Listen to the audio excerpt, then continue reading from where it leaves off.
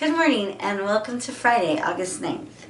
And today we are going to just look at two verses, and because there's a lot to look at here. So Exodus chapter 15, 23 to 25a. And we're going to look at bitter water made sweet.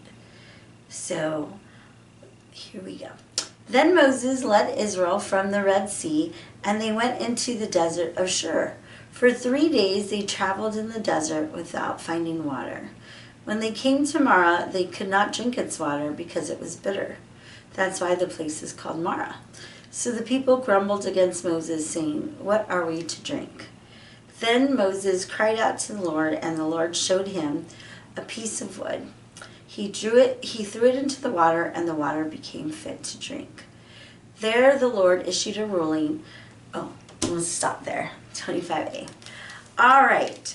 So this is a passage that I read lots of times, but it wasn't until I studied it and looked at commentaries and really went deep in that and saw what other people had written about it that I just saw so much about God and His goodness and His provision and taking care of His people, the Israelites. So I'm really excited to share it with you.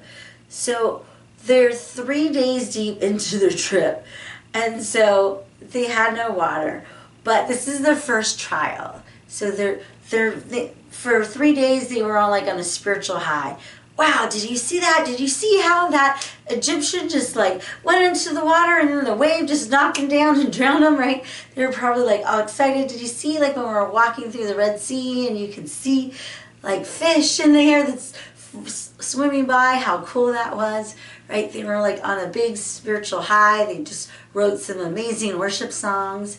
And now it's 3 days in, and maybe all the water that they had brought with them is gone. And this is their first trial. And instead of the first trial thinking, okay, God, how are you going to meet us?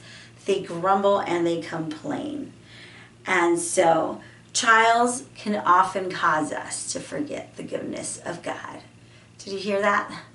We can be on a worship high. Maybe we just left church and we're like so encouraged, and then we could get into our car and our car doesn't start or has a flat, or there's this relationship conflict on the phone, and sometimes we forget the goodness of God because we allow trials to distract us and to take our eyes off God.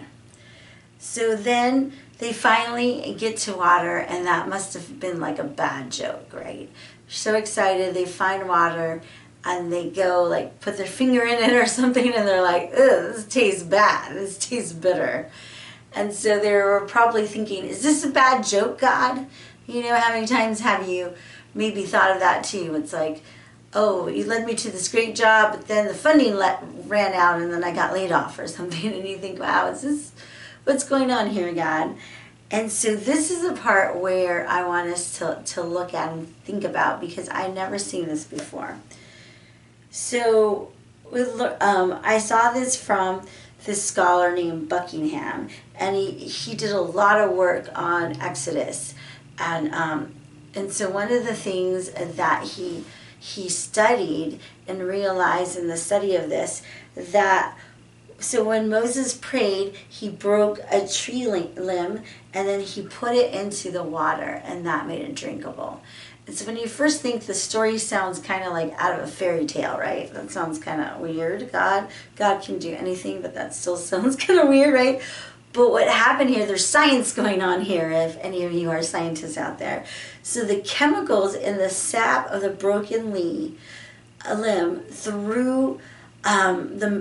took out the metal content. So the metal content was what making it taste bitter. And so down to the bottom of the pools, and left only the good water on top.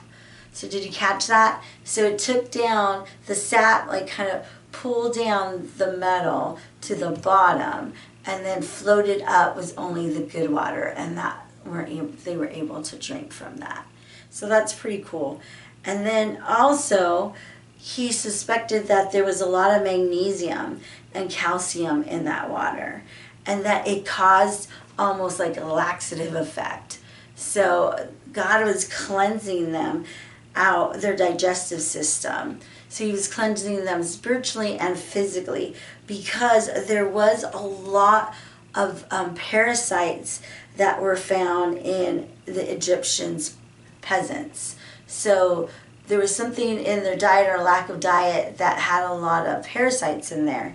And so the calcium magnesium together also did a couple things. It helped kind of like a laxative, so that they were able to get rid of all those parasites and kind of leave that behind from Egypt.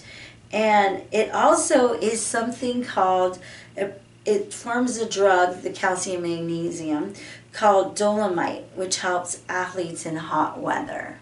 So if you're training in hot weather, there's this kind of drug that you might take that would help you.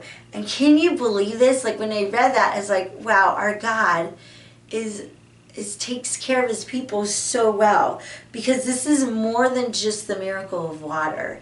As you read and study it, God provided the right medicine for them to take care of all that bacteria that was in them, to clean out their systems, and also to prepare them for a hot, long journey, right? Because they are going through the wilderness. And so, I don't know, that's just kind of extra that I found in reading and studying this from the scholar Buckingham, who did a lot of work on this. But I think this definitely makes sense. It definitely sounds like something God would do to further take care of his people, and providing them protection from the heat, and then also getting rid of all those parasites that they may have picked up in Egypt. Because later on, as we get into some of the laws, God uses the laws, a lot of the laws are to help them with health. It's all because of health reasons, a lot of them, to protect them from the different diseases that were found in the local food or water systems. So God is a good God, and he takes care of us physically and spiritually. Amen. All right, have a great Friday. And remember, 5 minutes in the Word can change your life. See you next week.